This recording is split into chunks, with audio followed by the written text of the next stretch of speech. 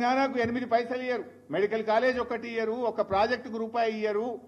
తెచ్చుకున్న అప్పు తెచ్చుకున్న డబ్బులను రికవరీ పెట్టి రాష్ట్ర ప్రయోజనాలను దెబ్బకొడుతున్నారు. మరి ఈరోజు రాష్ట్ర ప్రజలు ఆలోచిస్తున్నారు.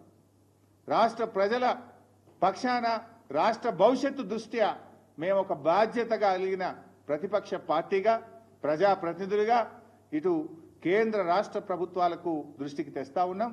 రాష్ట్ర ప్రభుత్వం కూడా మొద్దు నిద్ర వీడి తక్షణమే అఖిలపక్షం పిలవాలి, అసెంబ్లీ సమావేశాల్ని పిలవాలి, సుప్రీంకోర్టుకు వెళ్లి మరి మన రాష్ట్ర హక్కులు కాపాడాలని చెప్పి డిమాండ్ చేస్తున్నాం. Thank you.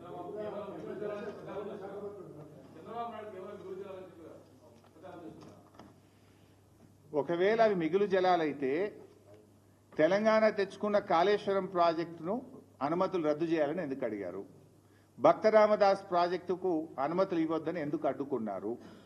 మిగులు జలాలైతే మరి మా ప్రాజెక్టులు పాలమూరుకు మిగతా ప్రాజెక్టులకు నీటి కేటాయింపులు ఎందుకు ఆపుతున్నారు? మీరు సహకరించాలి కదా. మీరు ఆ రోజు ఎందుకు లెటర్ల మీద లెటర్లు రాసి మా ప్రాజెక్టులు అడ్డుకున్నారు? సమాధానం చెప్పండి.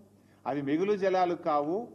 తెలంగాణ ప్రభుత్వం మనకు కేటాయించబడిన 959 టీఎంసీలను పూర్తిగా వినియోగించకపోవడం వల్ల కిందికి పోతున్నటువంటి జలాలు.